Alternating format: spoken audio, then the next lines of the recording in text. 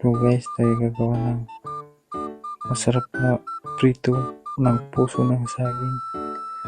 Ito na dyan, hiwain natin yung puso ng saging. Hiwain natin na maliliit.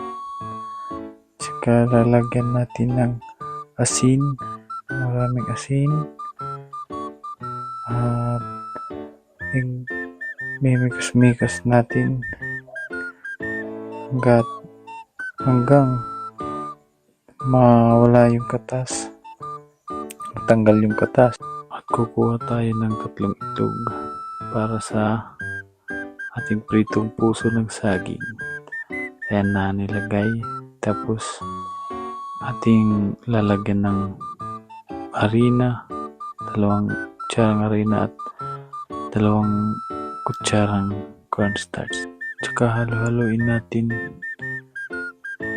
Haluin hanggat mahalo siya lahat.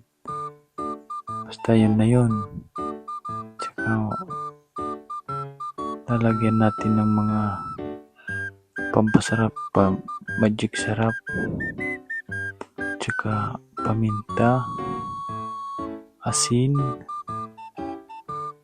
Sarap niya. Tapos haluin ulit at maglagay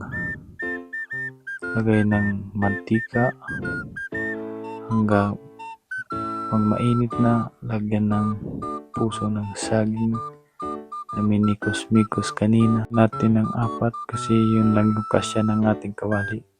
Ayan na, pinas forward natin kasi matagal. Ayan, tapos na tayo.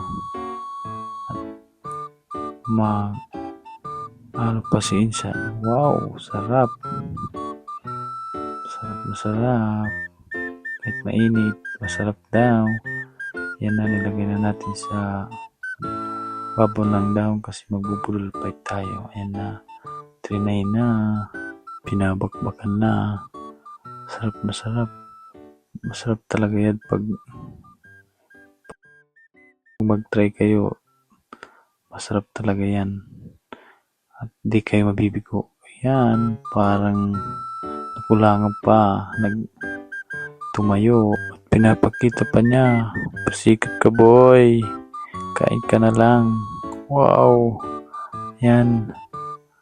Wow. Papakita talaga niya. Wow, sarap na sarap.